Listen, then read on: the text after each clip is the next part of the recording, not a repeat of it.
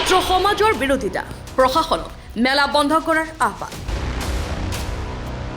সন্মুখত পৰীক্ষা কিন্তু নিজৰ মুনাফা আদায়ৰ স্বাৰ্থত গাঁৱে ভূঞে মেলা পতাৰ প্ৰস্তুতি ইয়ালৈ বিধায়ক চেয়াৰমান আলী আহমেদেও জনাইছে পৰীক্ষাৰ সময়ত বাণিজ্য মেলা সাংস্কৃতিক অনুষ্ঠান নপতাৰ আহ্বান ইমানৰ পিছতো আচলতে কিহৰ তাৰণাত পৰীক্ষাৰ আগে আগে একাংশ সংখ্যালঘু অঞ্চলত আৰম্ভ হৈছে বাণিজ্য মেলা সাংস্কৃতিক অনুষ্ঠান পতাৰ প্ৰতিযোগিতা একাংশই কেৱল মাত্ৰ নিজৰ মুনাফা আদায়ৰ স্বাৰ্থত সমাজৰ শৈক্ষিক দিশটোক উপলঙা কৰি বাৰে বাৰে সমাজৰ ছাত্ৰ ভৱিষ্যতক লৈ হেতালি খেলা বন্ধ কৰাৰ দাবীত প্ৰতিবাদ মুখৰ হৈ পৰিছে এবাৰ চেঙা চৰাঞ্চলৰ সচেতন ৰাইজৰ লগতে চৰাঞ্চলৰ ছাত্ৰ সমাজ সুদীৰ্ঘ 15 দিন ধৰি গান অশ্লীল নৃত্য প্ৰদৰ্শন কৰি ছাত্ৰ ছাত্ৰীৰ অধ্যয়নত বাধা সৃষ্টি কৰা মেলাৰ জৰিয়তে চৰাঞ্চলৰ ছাত্ৰ ছাত্ৰীৰ কাৰণে ডাঙৰ পদক্ষেপ বুলি অদ্ভুত যুক্তি বাগমাৰা ভাতনাপাইটি সংযোগী বজাৰ ব্যৱসায় উন্নয়ন সন্থাৰ সমাগত মেট্ৰিক আৰু হায়াৰ ছেকেণ্ডাৰী চূড়ান্ত পৰীক্ষাৰ আগত বাগমাৰা চৰত অহা 4 ডিচেম্বৰৰ পৰা 15 দিনীয়া কাৰ্যসূচীৰে আয়োজন কৰিব ওলোৱা মেলা প্ৰশাসনক অনুমতি নিদিয়াৰ দাবী উত্থাপন কৰাৰ লগতে মেলা বন্ধ কৰাৰ দাবী জনাইছে ছাত্ৰ সমাজ তেতিয়াহ'লে 10-11 ফেব্ৰুৱাৰীত মেট্ৰিক হায়াৰ ছেকেণ্ডেৰী পৰীক্ষা হ'ব আৰু এতিয়া গাঁৱে গাঁৱে কি চলি আছে সাংস্কৃতিক সন্ধিয়া বিভিন্ন NGO বিভিন্ন স্কুল কলেজৰ বাণিজ্য মেলা নামত গ্ৰন্থমেলা কামত জুৱা খেলা বিভিন্ন ধৰণৰ এইবোৰ ডে নাইট বিভিন্ন ক্ৰিকেট খেলা ফুটবল খেলা এইবোৰ চলি আছে ন আপোনাৰ ল'ৰা বা ছোৱালী মেট্ৰিক বা হায়াৰ ছেকেণ্ডেৰী পৰীক্ষাত অৱতীৰ্ণ হ'ব মাত্ৰ 2 মাহ আছে মাত্ৰ আপোনাৰ 75 দিন হাইয়েষ্ট এতিয়াৰ পৰা আজিৰ পৰা 75 দিন অথচ আপোনাৰ গাঁৱত উচ্চ স্বৰত উচ্চ ভলিউমত ৰাতি 2টালৈ মাইক বাজি আছে কালচাৰেল ফাংচন জুৱা চলি আছে স্কুলৰ ফাংচন সেয়াও ৰাতি 10টালৈ 11টালৈ ৰাতি ক্ৰিকেট খেলা হুলস্থুল এই পৰিৱেশত আপোনাৰ ল'ৰা ছোৱালী পঢ়িব বহিব জানো মাত্ৰ 75টা দিন আছে যেতিয়া আপোনাৰ গাঁওখনত কিবা সাংস্কৃতিক সন্ধিয়া সেই স্কুলৰে হওক কিবাই হওক স্কুলবোৰৰ স্কুল কলেজৰ হয় এনুৱেল ফাংচন কৰিবলৈ this is the appropriate time why at night ৰাতি কিয় স্কুলৰ ফাংচন শেষ হ'ব লাগিব গধূলি 4:30টাৰ আগত বেলি মাৰ যোৱাৰ আগত কোনোবা নৃত্য গীত আছে স্কুলৰ ল'ৰা ছোৱালীয়ে পৰিৱেশন কৰিব মই দেখিছোঁ বেছিভাগ স্কুল কলেজৰ জাতীয় বিদ্যালয় এইবোৰৰ ফাংচন ৰাতি 9টা-10টালৈ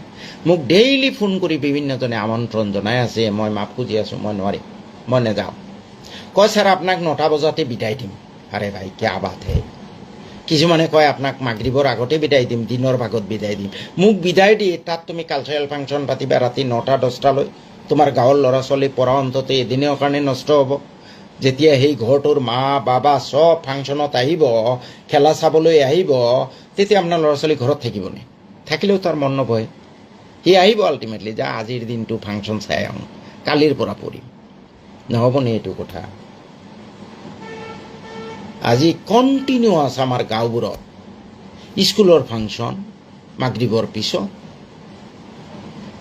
আপোনাৰ বিভিন্ন NGO আজিও প্ৰায় 5টা ফোন পাইছোঁ কয় ছাৰ আমাৰ স্কুলৰ ফাংচন বোলে কালচাৰেল ফাংচন আছেনে বোলে ছাৰ ৰাতি আছে বোলে মই নাযাওঁ ভাই বেয়া নাপাব কয় না ছাৰ আপোনাক 5টা বজাৰ আগতে বিদায় দিম বোলে পিছত যে তুমি মাইক বজাবা পিছত যে তোমাৰ গাঁৱৰ ল'ৰা ছোৱালীবোৰ নষ্ট হ'ব মই যদি আপোনালোকৰ লিডাৰ হয় মই জাষ্ট ভোটৰ কাৰণে আপোনালোকৰ এই NGOৰ লগত জড়িত 500 মান ভোট পোৱাৰ কাৰণে মই এটা বেয়া ৰাস্তা মোৰ সমাজক দেখুৱাটো মই নিবিচাৰোঁ মই যদি প্ৰতিনিধি হওঁ আপোনালোকৰ লিডাৰ হওঁ মই সমাজখনক মোৰ বিবেকে কোৱা মোৰো বহুত ভুল হ'ব পাৰে শুদ্ধ ৰাস্তাটো মই দেখুৱাই যাব লাগিব তাৰ কাৰণে ভোট পালোঁ নাপালে নাই ৰাইজক সেৱা কৰিবলৈ হ'লে সামগ্ৰিকভাৱে সেৱা কৰিব লাগিব সমাজখনক এটা দিক নিৰ্দেশনা দেখাব লাগিব মই ৰাস্তা ঘাট কৰিছোঁ সেইটো একোৱে নহয় নাথিং মই সমাজখন যদি সংস্কাৰ কৰিব পাৰোঁ সমাজখনক যদি এটা দিক নিৰ্দেশনা দেখুৱাব পাৰোঁ সেইটোহে আচল লিডাৰশ্বিপ সেইটোৱে আচল নেতৃত্ব সেইকাৰণে যদি আপোনালোকে সঁচাকৈ ভাবিছে যে আমি আমাৰ অবস্থাৰ পৰিবৰ্তন কৰিম, তেতিয়াহ'লে প্ৰথম শিক্ষা দীক্ষাত গুৰুত্ব দিয়ক। মিয়া অঞ্চলত মই এবাৰ এছেম্বলিত এটা বিল আনিছোঁ যে ৰাতি বেলি মাৰ যোৱাৰ পিছত মিয়া অঞ্চলত সকলো সাংস্কৃতিক সন্ধিয়া বন্ধ কৰিব লাগে। ট্ৰেড ফেয়াৰ, বাণিজ্য মেলা, গ্ৰন্থমেলা আদি বন্ধ কৰিব লাগে। গ্ৰন্থ নপঢ়েই মানুহে, নামতহে গ্ৰন্থমেলা। গ্ৰন্থমেলাটো যোৱা চলে মই জানো, না গান বাজনা ৰাতি 12টা 1টা 2টালৈ চলি থাকে। লাইব্ৰেৰীত কোনোবা ল'ৰা ছোৱালী যায়নে, কিতাপ এখন পঢ়েনে, পঢ়াৰ অভ্যাস কৰিব লাগিব। মই নিজে গ্ৰন্থমেলা পাতি চাইছোঁ, মই বাদ দিছোঁ। কাৰণ গ্ৰন্থমেলাত দেখিছোঁ এই কিতাপৰ দোকানীবোৰে কয় 1,500 টকাৰো কিতাপ বিক্ৰী হোৱা নাই, 500 টকাৰো কিতাপ বিক্ৰী হোৱা নাই, আমাৰ ভাড়াই নুঠিব। কোনেও কিতাপ নিকিনে। মুষ্টিমেয় এটা গ্ৰন্থমেলা 3 দিন হ'ল, লগত বাণিজ্য মেলাটো থাকিবই। আচল কাৰবাৰটো হ'ল বাণিজ্য মেলা। কিছুমান দোকানীক মাতিব, ইহঁতৰ পৰা মোটা অংকৰ ফিজ ল'ব। আমাৰ কিছুমান ৰাজনৈতিক নেতাৰ অলপ ফূৰ্তিও হ'ল, অলপ চলিবলৈ 2 পইচা আয়ো হ'ল। তাৰপিছত ৰাজনৈতিক নেতাবোৰৰ পৰা ডনেশ্যনটো আছেই। মূল উদ্দেশ্য এইটো।